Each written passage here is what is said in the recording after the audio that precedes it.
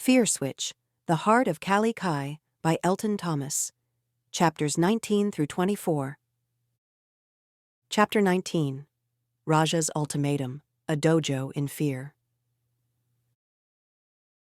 The dojo felt strangely quiet that afternoon, a stillness hanging in the air that even the students seemed to sense. Usually the sounds of laughter, practice, and conversation filled the room, creating an atmosphere of warmth and camaraderie. But today, a subtle tension wove through the space, the kind of intangible unease that set people on edge. Andrew moved through the dojo, his gaze lingering on his students as they practiced, each one focused on their techniques. Yet he could see hints of distraction, of nervousness.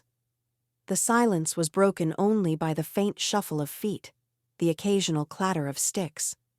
He tried to focus on guiding them, watching as Max practiced the basic movements with a newfound sense of purpose, each swing and block infused with the confidence he'd begun to develop. Then, from the corner of his eye, Andrew noticed a figure lingering near the entrance, partially hidden in shadow. His posture was rigid, tense, as though he carried a message too heavy for words. Andrew excused himself and approached, his expression calm but attentive. The man was silent, his gaze hard, a glint of something dark in his eyes. Without a word, he extended his hand, passing a folded note into Andrew's hand before disappearing back into the shadows. Andrew's gaze lingered on the spot where the man had stood, a quiet weight settling over him as he unfolded the note. The handwriting was neat, coldly precise, a stark contrast to the violent implications within the words. "Your time is running out. Cali has no place in our world. Face me, or I will come for what you hold dear." It was signed simply with an R. The warning was clear, a final ultimatum. Raja's intent to destroy everything Andrew had built was spelled out, a threat not only to him, but to the entire dojo, to the students he had come to care for. The idea of Raja targeting them, bringing violence into this place of peace, stirred something deep within him. Andrew took a deep breath, folding the note carefully as he glanced back at the students. He was aware of their eyes on him, sensing his distraction, their curiosity tinged with concern. They didn't know the threat that loomed, didn't understand the darkness that Raja carried, the danger he posed. But Andrew felt the weight of it, a strange sensation coiling in his chest, a pressure that was unfamiliar, unsettling. He knew what fear was, had seen it in others, understood its impact. But he had never felt it himself, not in the way people described. Fear, to him, was an abstract concept, something he observed rather than experienced. But now, as he looked at his students, a curious sensation settled over him, an awareness of their vulnerability, a sense of protectiveness that tightened his grip on the note. Was this fear? Was this strange, pressing feeling in his chest the elusive emotion he had never been able to grasp? He shook his head, slipping the note into his pocket as he moved back into the dojo. The students were finishing their session, putting away the sticks, their expressions relaxed but tinged with curiosity as they glanced at him. He could see the unspoken questions in their eyes, the silent wonder about what had transpired. "Good work today," he said, his voice calm, steady, betraying none of the tension within. "I'll see you all tomorrow." They nodded, offering him smiles and goodbyes as they filed out, leaving him alone in the dojo's quiet. He waited until the last student had left, the door closing softly behind them, before he turned back to the center of the room, his gaze distant as he processed the strange, new feelings stirring within him. Raja's words echoed in his mind, the threat woven into every line. The dojo was more than just a place of training. It was a sanctuary, a haven he had built on principles of peace, a place where strength was defined by resilience, not violence. And yet, Raja was intent on destroying it, on forcing him into a confrontation that went against everything he believed. Andrew moved through a series of slow, deliberate motions, feeling the familiar rhythm, the control in each movement. The sticks were extensions of himself, balanced in his grip, each arc and swing filled with the calm confidence he had cultivated over years of practice. But today, the motions felt different, tinged with a sense of urgency, a need to protect, to defend. He paused, the sticks lowering as he took a deep breath, letting the silence settle over him. This strange feeling, this protectiveness, this pressure, it was unlike anything he had experienced. Was this fear? Was this the elusive emotion he had never been able to comprehend, a response not for his own safety, but for the safety of those he had come to care about? Driven by the need to understand, he decided to test himself, to push his boundaries in a way he had never done before. If this was fear, he wanted to feel it fully, to grasp its essence, to confront it head-on. The next morning, Andrew found himself at the edge of a cliff, overlooking a steep, rocky drop into the ocean. The wind whipped around him, the sheer height creating a dizzying sense of perspective that most people would have found terrifying. He stood there, staring down at the churning waves far below, his expression calm, his body steady. He took a step closer to the edge, feeling the rocks shift beneath his feet, the wind pressing against him. The drop was deadly, the height overwhelming, yet he felt nothing. No thrill, no rush of adrenaline, no pulse of fear. Only the steady beat of his heart, the calm control he had always known. He took another step, testing the boundaries, the edges of what he could feel. But still, nothing. The strange sensation he had experienced in the dojo did not return, the pressing weight absent as he stood on the brink of danger. Frustration flickered in his gaze as he stepped back, his mind racing, searching for answers. This feeling, this strange, pressing concern, it wasn't fear, not in the way others experienced it. It was something deeper, more complex, a sense of responsibility that went beyond himself, beyond his own survival. It was tied to the students, to the dojo, to the principles he had built his life around. As he returned to the dojo, his mind was still searching, still trying to comprehend the unfamiliar emotions stirring within him. He stood alone in the center of the room, his gaze steady, his posture calm. He had always believed that strength came from control, from mastery over oneself, but now he realized there was a deeper strength, one that came from connection, from the bonds he had formed with those around him. Raja's threat hung heavy in his mind, the ultimatum he had issued like a shadow over the dojo. But as Andrew took a deep breath, he felt a quiet resolve settle over him, a strength that went beyond his own understanding, a strength that came not from fear, but from a profound commitment to protect, to defend what he had built. This was not fear.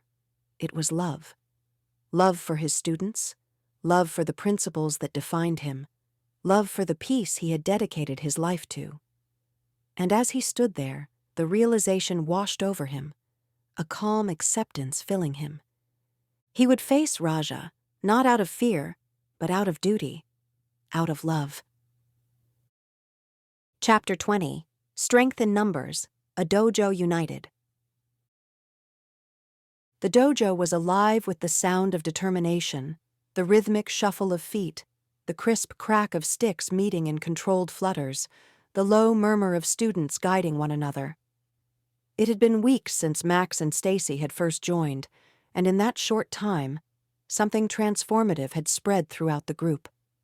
Andrew could see it in the way each student moved, the way they watched each other's progress with genuine admiration and support. Cali was no longer simply a martial art to them. It had become a way of life, a source of strength that went beyond the physical. Max and Stacy stood at the center of the room, their focus unbreakable as they moved through the familiar techniques. Stacy's movements had become fluid, graceful, her confidence shining as she swung her sticks with precision and poise. Max moved beside her, his focus razor-sharp, each flutter carrying a quiet intensity that reflected his growth, his commitment. Together, they were like a heartbeat in the dojo, their progress inspiring everyone around them. Andrew watched, a quiet pride settling over him as he observed their dedication. He could see how Max's resilience had sparked something in Stacy, how Stacy's grace had given Max a sense of calm. And their journey had resonated throughout the dojo, the other students absorbing that energy, letting it fuel their own progress, their own transformations. After the session, Andrew gathered everyone in a circle, sensing that they needed to acknowledge what was happening, to celebrate the growth they had all achieved together. He stood in the center, his gaze moving from face to face, taking in the hopeful expressions, the quiet pride in each of their eyes. "I want to acknowledge each of you," he began, his voice steady but filled with warmth. "Cali is not an easy path. It asks for patience, for resilience, for an openness that can be challenging. But every single one of you has embraced that challenge, and I couldn't be prouder." The students exchanged glances, smiles spreading as they absorbed his words, a new sense of pride settling over them. Stacy glanced at Max, her expression filled with gratitude, and he returned her smile, a silent acknowledgement of the journey they had shared. "But more than your progress as individuals," Andrew continued, his gaze softening, "I've seen a growth in how you support each other, how you inspire one another. Cali is not just about strength, it's about connection, about understanding that our strength is amplified when we come together, when we lift each other up." A murmur of agreement moved through the group, heads nodding, eyes shining with a newfound sense of unity. They had come to understand that Cali was more than a series of movements.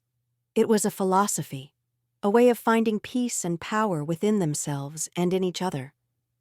As the students gathered their things, preparing to leave, a few community members entered the dojo, their expressions filled with curiosity and respect. Among them was Maya Torres, a local councilwoman known for her dedication to youth programs, and Dr. Raymond Hill, a psychologist who often worked with at-risk teens. They had heard about Cali impact, about the way it was helping the students find a new sense of purpose, a sense of control over their lives.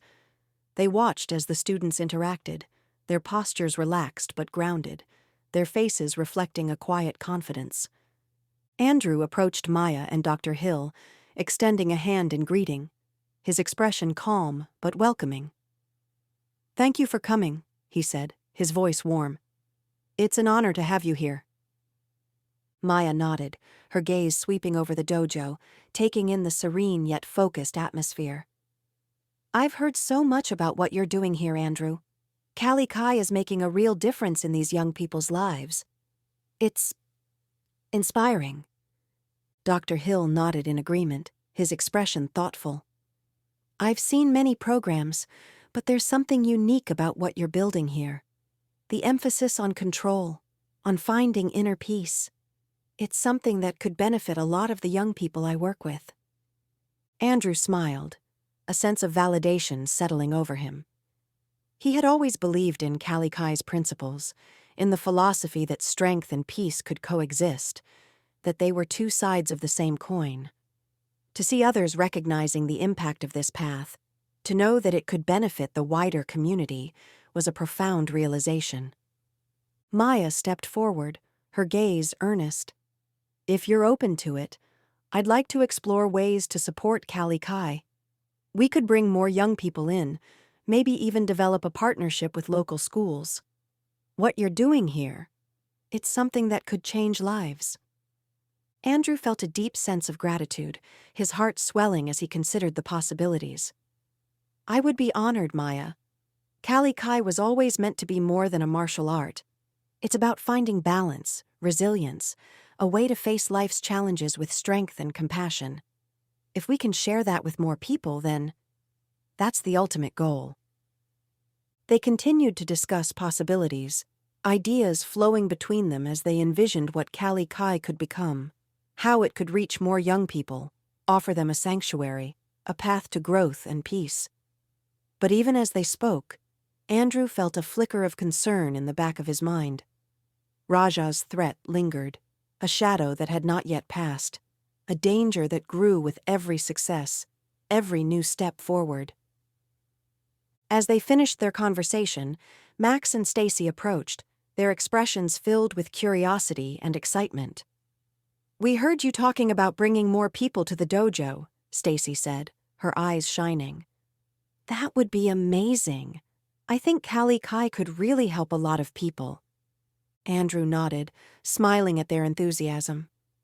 "It's because of all of you, the strength and dedication you've shown, that we even have this opportunity. Cali Kai is about community, about finding strength in each other, and you've all proven how powerful that can be." Max's face lit up, a quiet pride in his expression. "We're not just students here. We're family. And I want to see this place help more people, just like it helped me." Andrew placed a hand on Max's shoulder, his gaze filled with respect. "And it will. Thanks to each of you, Cali Kai is becoming something greater than any of us could have imagined."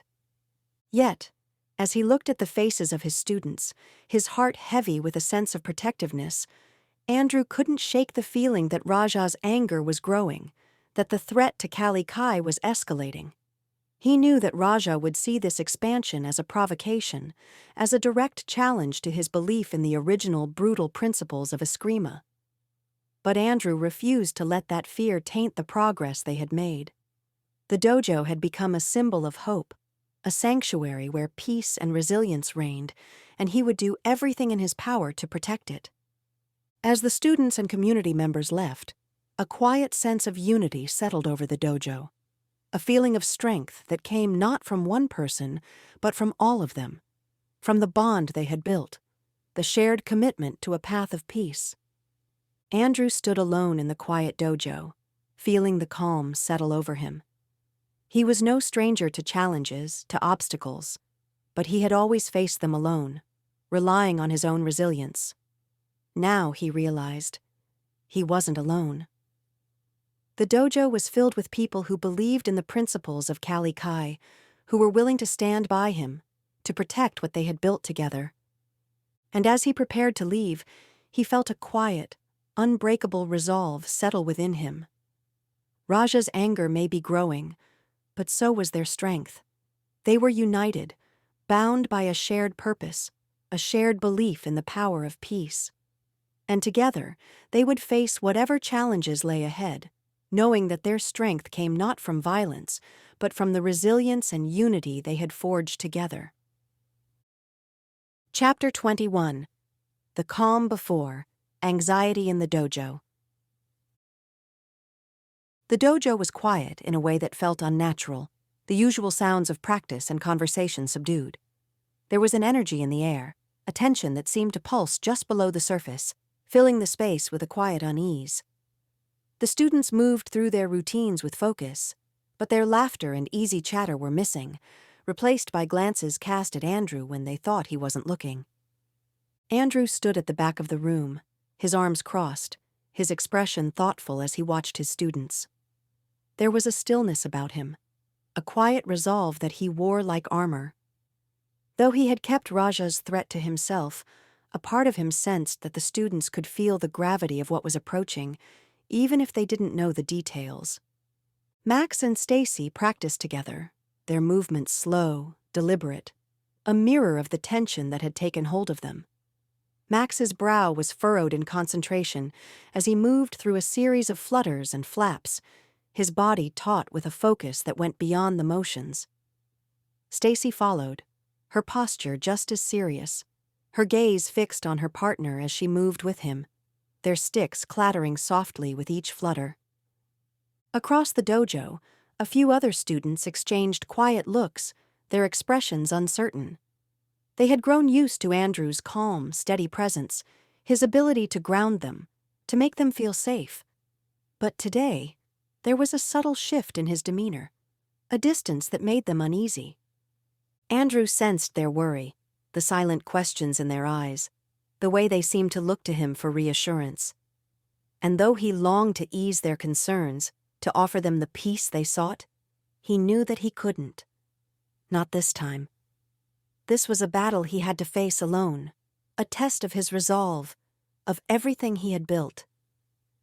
He closed his eyes for a moment, drawing a slow, steadying breath as he centered himself.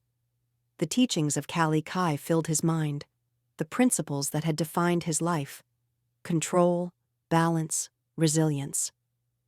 These values were his foundation, his guide, and he clung to them now, letting their calm settle over him, grounding him in the midst of the storm. When he opened his eyes, he saw Max watching him, a question in his gaze, a hint of worry that tugged at Andrew's heart. He offered the boy a small, reassuring nod, a silent promise that everything would be all right, even if he wasn't certain himself. Max's face softened, his gaze steadying as he nodded back, a flicker of trust passing between them. As the session drew to a close, Andrew gathered the students in a circle, his gaze moving from one face to the next, his expression calm but resolute. "I want to thank each of you for your dedication, for your commitment to Cali," he began, his voice steady, warm. "This path isn't easy, and it's not always clear. But I want you to know that every step you take, every challenge you face, you do so with strength, with courage. And that is what makes this journey worthwhile." The students nodded, their expressions softening, a sense of unity settling over them as they absorbed his words. They didn't know the details of what weighed on him, but his confidence gave them comfort, a reassurance that whatever lay ahead, they would face it together. As they left, each one offered him a quiet goodbye, a respectful bow, as though sensing the weight of the moment, the silent promise he held within him. Max lingered near the door, watching as the others filed out, his expression contemplative, a hint of worry still lingering in his gaze. "Is everything all right, Andrew?" he asked, his voice soft, hesitant. Andrew met his gaze, a gentle smile touching his lips. "Everything is fine, Max. Just remember what we've practiced. Trust yourself, and trust the strength you've found here."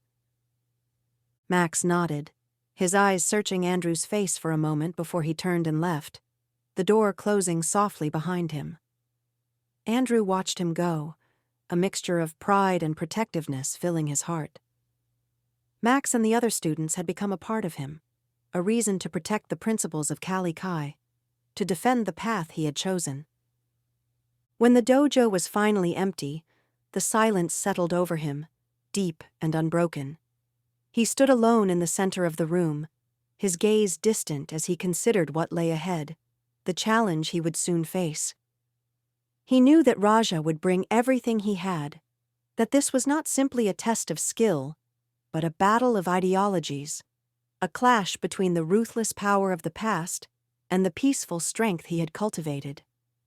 For a moment, he allowed himself to consider the gravity of it, the danger that Raja represented, the darkness he sought to impose. And though he did not feel fear, there was a weight in his chest, a sense of responsibility that pressed against him, a protectiveness that had begun to settle within him like a quiet flame. He turned, his gaze falling on the far side of the room, where a small, unassuming case rested on a shelf, tucked away but never forgotten. He walked toward it, his footsteps echoing softly against the floor, his expression thoughtful, contemplative. The case was plain, its surface worn from years of use, but to Andrew it held a significance that went beyond mere appearance. He reached out, his fingers brushing against the smooth surface as he lifted it carefully, feeling the familiar weight in his hands. The case had been with him for years, a reminder of his journey, of the principles he held dear. And now, as he prepared to face the greatest test of his life, he felt a quiet sense of resolve settle over him, a certainty that went beyond fear. He turned toward the door, his posture straight, his gaze steady as he held the case in his hands, his fingers tightening around it. This was not just a battle. It was a defense of everything he believed in, a stand for the values that had defined his life. And though he did not know what the outcome would be, he knew that he would face it with the strength and resilience that had guided him on his path.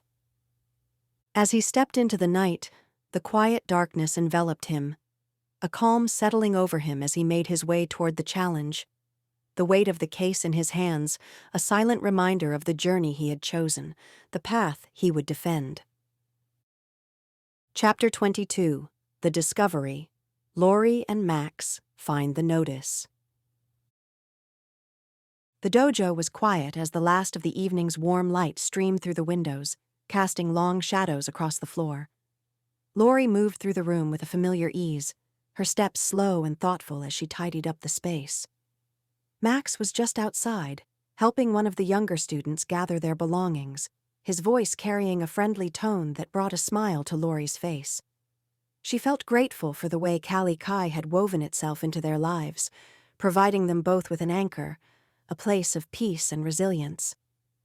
As she approached Andrew's desk to put away some of the scattered notes and equipment, her gaze fell on a small, folded piece of paper tucked under a set of neatly stacked sticks.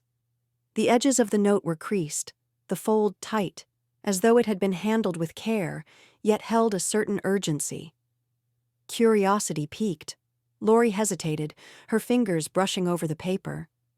She knew Andrew was a private man, respectful of his students' trust, but something about the note felt unusual, out of place among his typically organized things. "Max," she called, glancing toward the doorway. Max stepped inside, his eyes bright as he crossed the room, a faint smile lingering on his face from his earlier conversation. "Yeah, Mom." She gestured toward the desk, her brow furrowing slightly as she picked up the folded paper, showing it to him. "Look at this. I found it on Andrew's desk. I think it might explain why he's been so distant lately." Max's expression grew serious, a hint of curiosity sparking in his eyes. He took the paper from her, carefully unfolding it, his brow knitting together as he read the message within. Lori watched his face, the way his gaze shifted, his jaw tensing as he took in the words. "It's an invitation," Max murmured, his voice barely above a whisper. "Or, no, it's a challenge. It just says a time and location, in the forest." Lori leaned closer, scanning the brief, cryptic message. The words were few, but they carried a certain weight, a quiet intensity that seemed to fill the room, settling into her chest like a stone. She could feel a flicker of worry, a sense that there was more to this than the simple note conveyed. "Do you think this is why Andrew's been on edge?" she asked, her voice soft, her gaze drifting toward the dojo's entrance as though expecting him to return at any moment. Max nodded slowly, his face thoughtful, contemplative. "It has to be. He's been distant, even during practice. And I don't know, Mom. This doesn't feel like just any challenge. It feels serious." Lori considered his words, a surge of protectiveness rising within her. She had seen the way Andrew dedicated himself to Cali, the quiet strength he carried, the commitment he held toward his students. But beneath that calm exterior, she sensed a burden, something he kept to himself. And now, holding this note, she felt an undeniable urge to be there for him, to show him that he wasn't alone. "What if we went?" she suggested, her voice barely more than a murmur, as though afraid to give voice to the thought. "What if we showed up just to support him, to remind him he has people who care about him?" Max's face lit up, a flicker of excitement breaking through his earlier concern.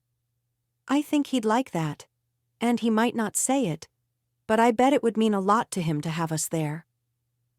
Lori nodded, her decision solidifying as she thought of Andrew, of the quiet strength he projected, and the burdens he likely carried in silence. "Then let's go. Let's be there for him." She paused, glancing toward the doorway before looking back at Max, a new idea forming in her mind.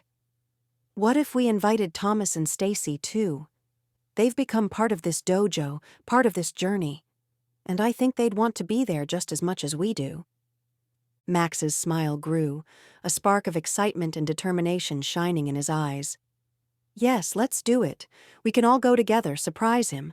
I think it would mean the world to him." They didn't waste time. As the evening deepened into night, Lori and Max made their way to Thomas and Stacy's house, the excitement bubbling between them as they shared their plan. Thomas answered the door, his expression brightening as he saw them. "Lori! Max! What brings you two here?" Thomas greeted them warmly, gesturing for them to come inside.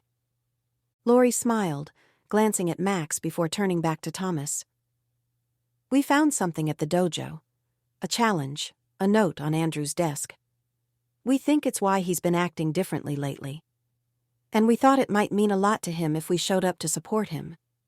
We don't know the details, but it sounds important." Thomas's brow furrowed as he listened, his gaze shifting between Lori and Max, a look of quiet contemplation settling over his face. After a moment he nodded, his expression resolute. "Andrew's done so much for Stacy, for all of us. I'd be honored to go, and I know Stacy would want to be there too." They turned to Stacy, who had been listening with wide, curious eyes, her expression bright with excitement. She nodded eagerly, her gaze filled with warmth and a fierce sense of loyalty. "Yes, we have to go. Andrew's always been there for us. We can't let him go alone." With their plans set, they agreed to meet at the designated location in the forest the following day. They spent the evening preparing, each of them feeling the anticipation build, an unspoken hope that their presence would bring Andrew comfort, remind him that he wasn't alone in facing whatever lay ahead. The next day, Lori, Max, Thomas, and Stacy arrived at the edge of the forest, the sun dipping low on the horizon as they made their way through the trees. The path was quiet, the air thick with the scent of pine and earth, the sound of their footsteps softened by the forest floor. There was a stillness in the air, a sense of expectancy that seemed to settle over them as they walked, each step bringing them closer to the unknown. They reached a small clearing, the soft glow of the fading daylight casting long shadows over the ground. Lori glanced around, her gaze searching, her heart pounding with a mixture of excitement and anticipation. Max stood beside her, his posture straight, his eyes focused as he scanned the area. As they waited, a sense of purpose settled over them, a quiet resolve that strengthened their bond, a shared understanding that they were here not just for Andrew, but for each other, for the community they had built. They didn't know what awaited them, but they knew one thing. They would face it together, united in their support, their loyalty, and their unbreakable connection to Cali Kai. Chapter 23. Entering the Arena, Shadows in the Forest. The forest was eerily quiet as Andrew made his way along the narrow, shadowed path. The light had faded, casting deep shadows over the moss-covered trees and filling the air with an almost oppressive stillness. He could feel the weight of the encounter awaiting him, each step bringing him closer to the heart of the forest, where he knew Raja and his disciple would be waiting. Despite the tension, Andrew's face remained calm, his mind steady, anchored by the teachings he had followed his entire life. He stepped into a clearing, the natural canopy of trees framing the area like a makeshift arena. There, in the center of the open space, stood Raja, his presence like a dark shadow against the dim light filtering through the branches. His posture was rigid, his gaze sharp, and beside him was a man whose imposing figure stood like a stone monument. The disciple, introduced to Andrew only as Baus, was a mountain of a man, his muscles taut and his stance filled with barely restrained energy. He held 2 carbon steel swords, one in each hand, the blades gleaming with a deadly precision in the soft light. Raja's expression was cold, a hint of disdain pulling at the corners of his mouth as he watched Andrew approach.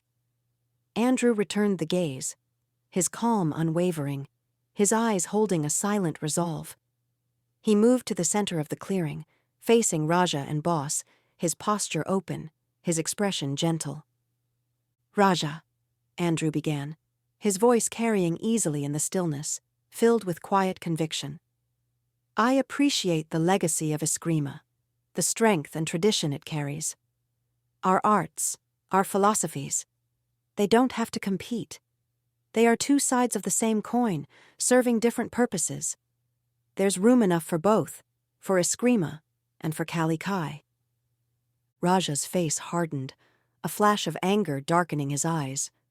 "You speak as though our traditions need your validation, Andrew," he replied, his tone dripping with contempt. "Your so-called peaceful adaptation of eskrima is an insult to everything we stand for. You undermine the strength of the original art. You try to mold it into something soft, something weak." Andrew held Raja's gaze, his expression unchanging, a quiet strength radiating from him. "Cali isn't about changing your way, Raja. It's about finding a new path, one that speaks to those who seek peace rather than conflict. There is value in both ways. They can coexist." But Raja scoffed, the anger building, a fierce pride gleaming in his eyes as he took a step back and gestured toward Baus. "Then show me, Andrew," he challenged, his voice filled with a bitter edge. "Let's see if your peaceful flutters and flaps can stand against true strength." With a sharp nod, he introduced his disciple. "This is Baus. He has trained under my guidance, mastering eskrima as it was meant to be, a weapon for battle, for dominance." Raja's voice rose, a note of satisfaction evident. "And he will fight with real weapons, as eskrima demands." Baus stepped forward, the ground seeming to tremble beneath his weight, the tension in his muscles visible as he gripped the hilts of his swords. He swung one blade in a slow arc, the metal catching the light as it sliced through the air with a deadly hiss. His expression was unreadable, focused, a look of absolute commitment to the task at hand. He was prepared to unleash everything he'd learned in service to Raja's philosophy, his presence a challenge in itself. Andrew's gaze remained steady, his face serene, though he couldn't ignore the unmistakable power radiating from Baus. The man was massive, his arms like tree trunks, his shoulders wide and solid. Every movement spoke of the strength he possessed, the honed skill that Raja had instilled in him. At that moment, the sound of footsteps reached Andrew's ears, and he turned just enough to see a group emerging from the shadows of the trees: Lori, Max, Thomas, and Stacy. Their faces, lit by the dim light of the forest, shifted from expressions of support to ones of dawning horror as they took in the scene before them, their eyes falling on Baus and the gleaming carbon steel blades in his hands. Max's face went pale, his gaze locked onto the swords with a mixture of shock and worry. Lori placed a steadying hand on his shoulder, her own face set with a look of resolve, though her eyes betrayed a flicker of fear. Thomas stepped forward protectively, his hand instinctively moving to shield Stacy, who looked up at him, her expression one of deep concern as she absorbed the tension filling the air. The realization dawned on all of them, settling like a cold weight in their chests. This was no friendly challenge. This was a battle in its truest form, one that carried the risk of life and death. Lori's hand tightened on Max's shoulder, and she cast a pleading look at Andrew, as if hoping he might still find a way out of this confrontation.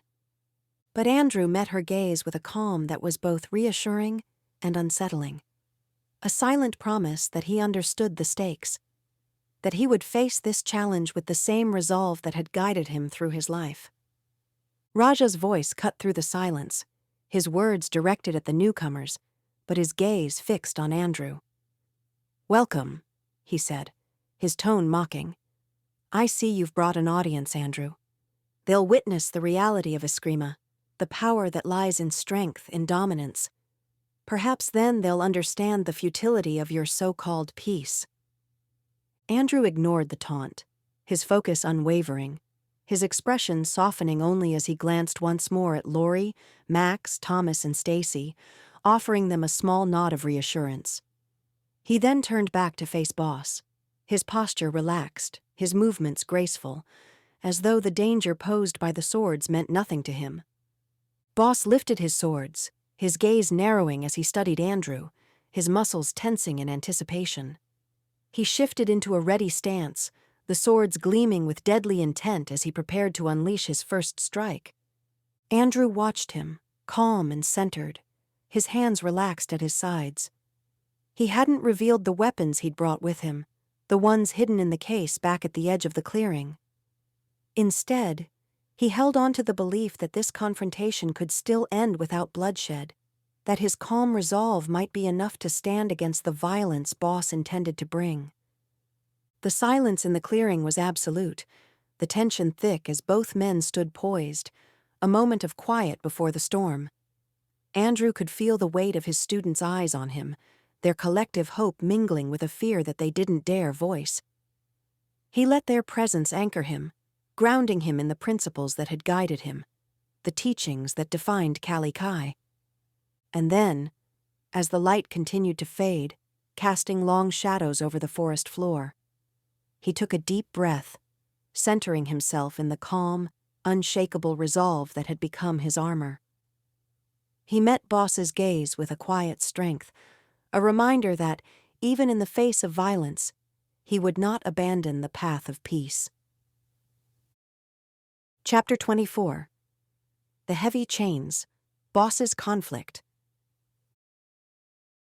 Andrew stood silently in the center of the forest clearing, surrounded by the watchful eyes of Raja's men, his students, and the looming presence of Baus, who still held his twin carbon steel swords with an intimidating grip. The tension in the air was thick, a near palpable weight pressing down on the spectators as they took in the mismatch before them. With a steady breath, Andrew placed the mysterious case he'd carried with him on the ground and opened it with careful precision, revealing its contents to everyone present. A murmur rippled through the clearing as Andrew lifted two sleek cali sticks from the case.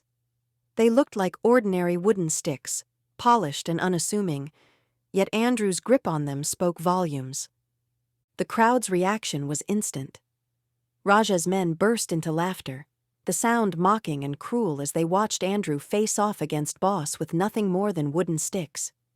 Raja himself crossed his arms, an amused sneer pulling at the corners of his mouth. Laurie's heart seemed to stop, her face paling as she exchanged panicked glances with Max, Thomas, and Stacy. Each of them shared the same look of terror, their minds unable to grasp how Andrew, even with all his skill, could possibly stand a chance against a man wielding deadly steel swords. From the far side of the clearing, Baus's eyes narrowed, his mouth curling into a smirk as he took in Andrew's choice of weapons. His confidence surged, fed by the laughter of his comrades and the certainty that he held the advantage. Andrew, for all his philosophy, appeared as little more than a fool in Baus's eyes, and this only fueled his determination. Andrew's expression remained calm, his gaze steady as he met Baus's eyes. He positioned himself, his body loose but alert, the cali sticks held with the assurance of a man who knew their strength, who trusted in them implicitly. For a moment, a strange silence settled over the clearing, a pause that seemed to stretch, amplifying the tension that gripped the onlookers. And then, with a swift motion, Baus surged forward, his muscles coiling like steel springs as he raised his right sword high, the blade gleaming in the faint light. His intent was clear. The strike was aimed for Andrew's neck, a blow that, if successful, would end the fight instantly. Laurie gasped, her hand flying to her mouth, her face a mixture of terror and helplessness. Max felt his stomach twist, his fists clenching at his sides, and beside him, Stacy and Thomas watched with bated breath, their eyes wide with horror as the sword came down. But in an instant, Andrew reacted, his body moving with the practiced fluidity of someone who had faced countless threats, yet always remained grounded in control. He lifted one of the cali sticks, meeting the descending sword with a swift, sure motion. The sound of metal meeting wood rang out across the clearing, sharp and resonant. For a heartbeat, no one moved. Lori, Max, Thomas, and Stacy froze, staring in disbelief. They had braced themselves for the inevitable shattering of the collie stick, for Andrew to fall under the brutal blow. But as their eyes adjusted to the reality before them, they saw the collie stick in Andrew's hand, unbroken, unchipped, holding firm against the edge of Baus's blade. Baus stumbled back, his face twisted with confusion. He looked down at his sword, then back at the collie stick in Andrew's hand, his eyes narrowing as he tried to comprehend what had just happened. This wasn't supposed to be possible. He had struck with full force, wielding carbon steel, and yet Andrew's weapon remained intact, unscathed. Even Raja's laughter ceased, his face going blank for a moment as he absorbed what had happened. His men shifted uneasily, the atmosphere suddenly tinged with a hint of doubt, an undercurrent of something darker than mockery. Andrew, his face calm and untroubled, turned to Baus, his voice steady and clear, carrying across the clearing. "These collie sticks are no ordinary wood," he explained, his words carefully measured. "They were made through a process that makes them stronger than steel itself, super-densified wood, fortified with nanocellulose technology. It's a process that enhances the natural strength of wood, turning it into something that can stand up to even the sharpest blades." He held the stick before him, allowing the others to see the flawless surface, untouched by the force of Baus's blow. "These sticks are not just weapons. They are a reminder that strength does not lie only in appearance, in the hardness of metal, or in the power to destroy. True strength is grounded in resilience, in purpose." Baus's jaw clenched, his confidence momentarily shaken, though he quickly regained his composure, his eyes narrowing as he stepped forward, the swords held in a tight, ready grip. He shifted into a stance that spoke of raw power, each muscle taut, his focus now honed, determined to prove that his strength, his speed, would ultimately win out. Without waiting, he attacked, his swords flashing in swift arcs, each strike aimed to overwhelm, to force Andrew into a defensive stance. Andrew moved with graceful precision, his collie sticks meeting each strike with a practiced flow of flutters and flaps, his body a constant shifting force that absorbed each attack without giving way. The clash of steel against wood reverberated through the clearing, a strange rhythm forming as Andrew's collie sticks met each strike, redirecting Baus's power, absorbing it, neutralizing it. Lori and the others watched in awe, their expressions shifting from fear to wonder as they saw Andrew's movements, the way he seemed to dance around Baus's attacks, each motion imbued with calm, controlled intent. Baus's frustration mounted, his strikes growing faster, more aggressive, as he attempted to break through Andrew's defenses.